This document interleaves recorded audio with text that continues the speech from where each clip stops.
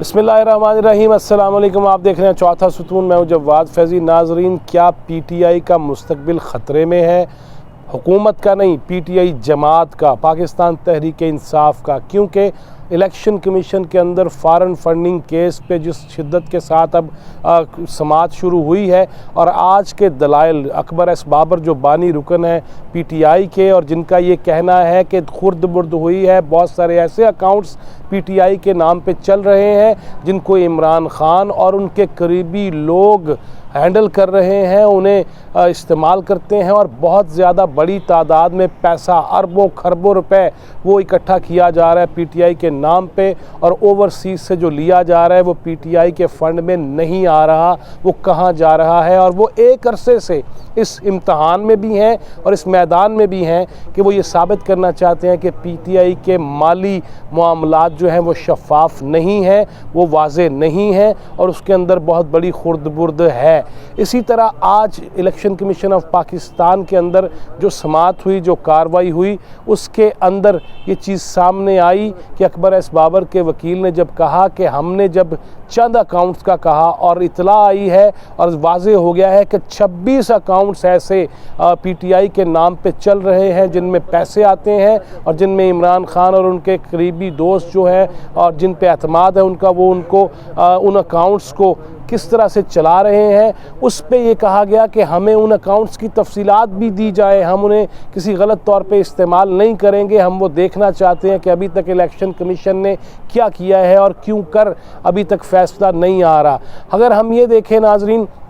कि election commission में PTI का फ़ॉरेन फंडिंग केस जो है वो एक अरसे से है, लेकिन जनाब इमरान खान ने कौम से ख़िताब में फिर एतमाद का वोट लेने के बाद जिस तरह इलेक्शन कमीशन पे तनकीद की है और जिस तरह उसके पीछे हाथ धो के पड़े हैं, उसके बाद हमने ये भी देखा कि 3 वफाकी वज़रा शफ़कत महमूद, शिबली फराज और फवाद चौधरी, उन्होंने पीआईडी में प्रेस इंफॉर्मेशन डिपार्टमेंट में प्रेस कॉन्फ्रेंस करते हुए जब शफ़कत महमूद ने ये कहा कि पाकिस्तान के इलेक्शन कमीशन से अवाम का एतमाद ख़त्म हो चुका है, सियासी जमातों को इस पे एतमाद नहीं है और इसको मुस्ताफ़ी हो जाना चाहिए। न सिर्फ चीफ इलेक्शन कमिश्नर जिन्हें इमरान खान ने खुद नामज़द किया था इलेक्शन कमीशन के चीफ के तौर पे, उनको भी मुस्ताफ़ी हो जाना चाहिए और दीगर अराकीन को भी इलेक्शन कमीशन के मुस्ताफ़ी हो जाना चाहिए। वाकफ़ान हाल ये कह रहे हैं कि पीटीआई के फ़ॉरेन फंडिंग केस के हवाले से कोई बहुत बड़ी ख़बर आने वाली है, जिस बिना पर पहले से ही इलेक्शन कमीशन को मुतनाज़ा बनाने की कोशिश है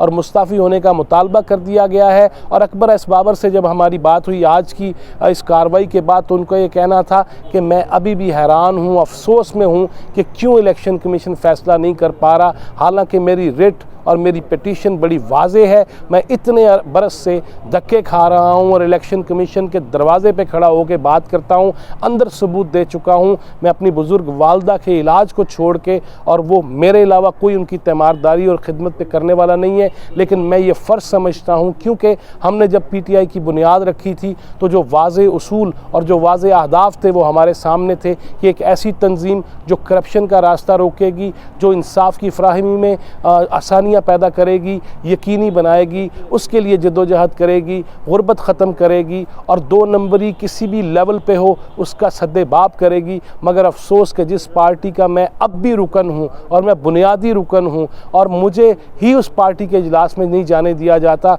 और मुझे अफसोस इस बात का है कि वो पार्टी, वो जमात जो अच्छे स्लोगन्स पे, अच्छे नारों पे, अच्छी नीयत के साथ सामने आई थी, उसके अंदर सबसे बड़ा करप्शन का अड्डा चल रहा है और वज़ीर आज़म जो पीटीआई के सरबराह हैं वो खुद इस करप्शन को फ़रोग़ दे रहे हैं और अपने अकाउंट जो पीटीआई के अकाउंट्स हैं उन अकाउंट्स को वो सामने नहीं लेके आ रहे। अरबों रुपए का मामला है, खरबों रुपए का मामला है। ओवरसीज़ के हवाले से उनका कहना था कि ओवरसीज़ पाकिस्तानीज़ ने जिस तरह पीटीआई पे नोट निछावर किए, डॉलर्स निछावर किए, पाउंड्स निछावर किए, दरहम और दिनार जो निछावर किए, वो किधर गए सब और वो हिसाब क्यों नहीं है। इलेक्शन कमीशन ऑफ पाकिस्तान में इस फ़ॉरेन फंडिंग फंडिंग केस के करीब तक पहुंचने से पहले ही क्यों कर पीटीआई की हुकूमत ये चाह रही है कि इलेक्शन कमीशन मुस्ताफ़ी हो जाए। उसकी वजह सिर्फ एक ही नज़र आती है कि बहुत बड़ा कोई गोरख धंधा है जिसकी वजह से वो खाइफ भी हैं, खौफज़दा हैं और परेशान हैं, मुस्तरिब हैं कि कहीं ये फ़ैसला हमारे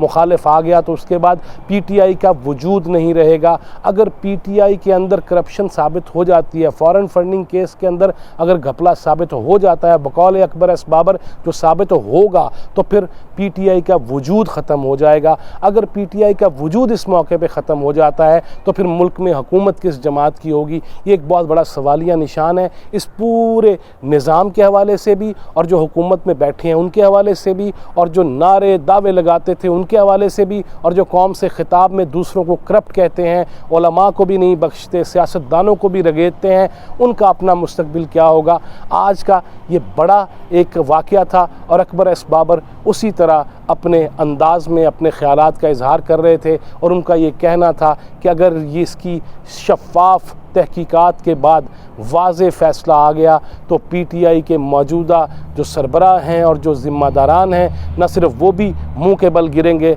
बल्कि पीटीआई भी जो है उसका भी मुस्तकबिल ख़तरे में पड़ जाएगा। और अगर ऐसा हो गया और जिस तरह हो रहा है कि पीडीएम का सरबराही इजलास दूसरी जानिब है, एक तरफ फॉरेन फंडिंग केस है, तीसरी जानिब इलेक्शन कमीशन पे हुकूमत की चढ़ाई है, हुकूमती वज़रा की चढ़ाई है और मुस्ताफ़ी होने का मुतालबा है। इन सारे हालात में मुल्क का मुस्तकबिल, हमने पहले भी बाज़ वीडियोज़ में कहा था और इरफान हैदर अब भी कैमरे के पीछे मेरा कुलीग मेरा साथी वो खड़ा है और हम मुख्तलिफ यही बातें करते रहते हैं मुख्तलिफ औकात कि क्या फिर अगर नून लीग भी करप्ट है, अगर पीपल्स पार्टी भी सही नहीं है और अगर पीटीआई का वजूद भी नहीं रहेगा तो फिर इस मुल्क का बनेगा क्या। और फिर जस्टिस काजी फ़ायज़ ईसा याद आते हैं कि वो ये कह रहे थे कि शायद हालात इसलिए इस नहज पे लाए जा रहे हैं कि इस मुल्क में डिक्टेटरशिप का या जमहूरियत से हट के किसी निज़ाम को लाने की कुछ साजिश पे अमल हो रहा है। अगर ऐसा हो रहा है तो फिर हमारे पास मुतबादल है क्या, उस पर सोचने समझने की ज़रूरत है। अल्लाह ताला पाकिस्तान की हिफाजत करे